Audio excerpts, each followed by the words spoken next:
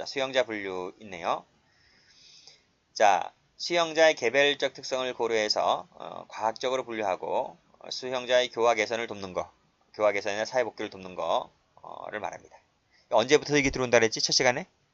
19세기 중반 이후부터, 그치? 중반 이후부터 산업혁명이 일어나게 되고 한 몇십 년이 지난 후부터 여러 가지 학문들이 발달함에 따라서 이런 것들이 이제 가능하게 되었다는 거예요.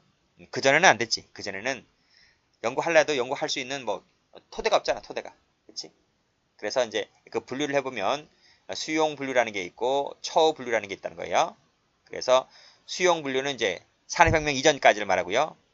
교화 개선 사회복귀 도모하는 것이 이제 산업혁명 이후니까 수용 분류에서 처우 분류로 넘어온다 이렇게 볼 수가 있겠지. 그래서 옛날에는 이 관리가 목적이었어. 관리가 목적이었다. 기껏해야 한다는 것이 남자 여자 찢어놓는다 이런 거. 남녀 찢어놓고 그게 다였단 말이죠. 그렇죠? 그다음에 노인, 소년범, 그다음에 그 형기가 짧냐 기냐, 그치? 죄질이 나쁘냐, 뭐 보통이냐 경미냐 이런 것만 갖고 그냥 관리 목적이 중심이었다는 거야. 옛날에는 아주 옛날에는. 산업혁명 이후부터는 여기 제4회화 또 나가 사고 치면 안 되잖아, 그렇지? 사고 치면 안 되잖아. 그러면 사고를 치지 않으려면 어떻게 해야 되는 거예요? 직업을 주는 거야, 직업을 주는 것이 사회 사고를 덜 치지. 직업이 없이 백수 건달이 되면 사고 치기 마련이지, 그렇지? 제4회 중점을 둔 분류를 말한다. 그래서 오늘날의 중점은 수용 분류에서 처우 분류로 이제 이동하게 된다. 이렇게 보시면 되는 거죠. 자, 이렇게 한번 나눠보고요. 그 다음에 또 이런 것도 있어. 횡적 분류라는 것이 있고 종족 분류라는 것이 있다. 이런 말이야. 그쵸? 이 종족 분류가 바로 이제 누진 처우지. 누진 처우. 이거부터 먼저 볼까? 이거부터. 누진 처우 제도는 수용자 입소 시에 일정한 기준에 따른 등급을 부여하고, 그치? 등급, 뭐 3등급을 준다는 거야. 3등급을 주고 성적에 따라서 생활 태도에 따라서 점수 주겠지. 점수 주게 되면 이제 한 등급씩 올라가는 거죠. 뭐 말썽 부리게 되면 한 등급이 강등되는 거죠. 이렇게. 그래서 처우를 완화한다든지 강화한다든지 이런 것들을 이제 누진 처우 제도로 하는 것인데 위아래로 움직이죠. 이렇게. 성적이라든지 생활 태도가 좋으면 포인트가 쌓아서 등급이 올라가고요. 벌 받으면 등급이 내려가는 거니까. 그래서 위아래로 움직이지. 위아래로 움직이니까 이걸 종족 분류라 이렇게 불러요.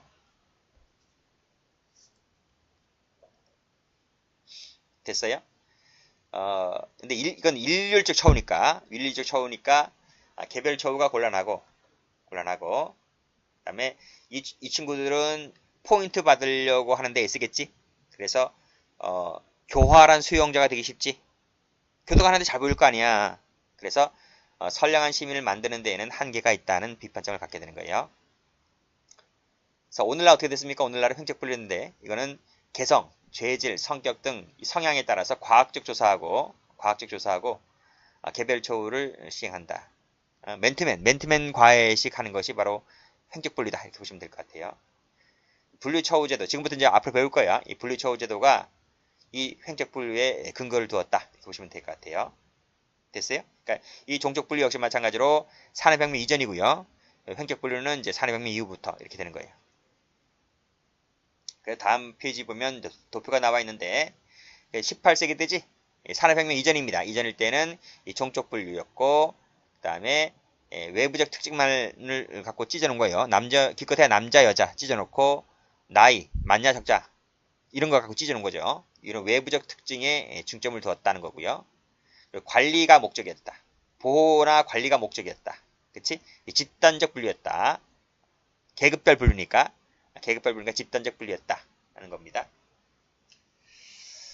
자, 이제 이것이 이제 산업혁명을 기점으로 해서 이제 19세기로 넘어오게 되면 이제 미국형으로 바뀌게 되는데요.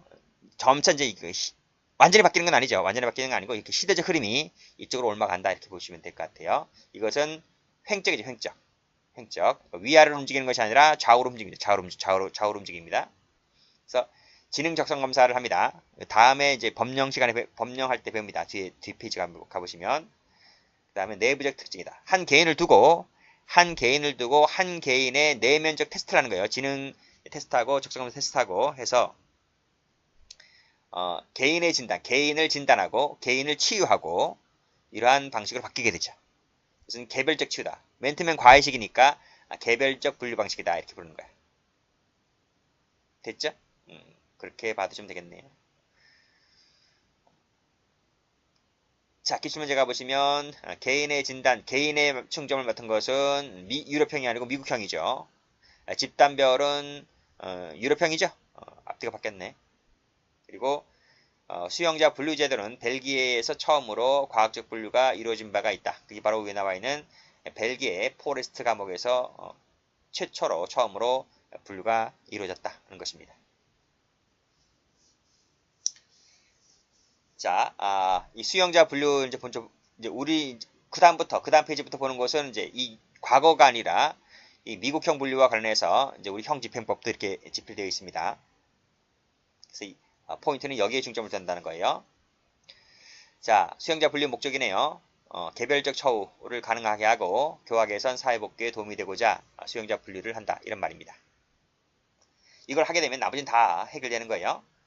자, 수영자 분류를 하려면 전제 조건이 필요한데 그것이 이제 세 가지가 이제 쓰여져 있죠. 판결전 조사 제도를 활용해보고 뒤에 다 나옵니다. 전문 인력, 그렇죠? 전문 강사진 확보해야 되겠지. 보조과학들, 보조과학, 전문 강사 시설, 판결전 조사 제도 이런 걸 활용해야 된다. 시험 안 나와요. 안 나온다고요. 이 보조과학의 대표적인 거로서 바로 MMPI가 있고 I레벨 테스트가 있다 하는 것인데 이게 보니까 여기 나와 있지. 19년도 국가직 구급시험에 나왔다. 여기 나왔잖아. 그치? 여기 나왔잖아. 그치? 응? 그러면 앞으로 나온다 안 나온다? 앞으로 안 나오지. 이거 원래 시험 나오는 쪽이 아니야. 이거 몇십 년에 한 번씩 나올까 말까 하는 것인데 이게 19년도에 나왔잖아.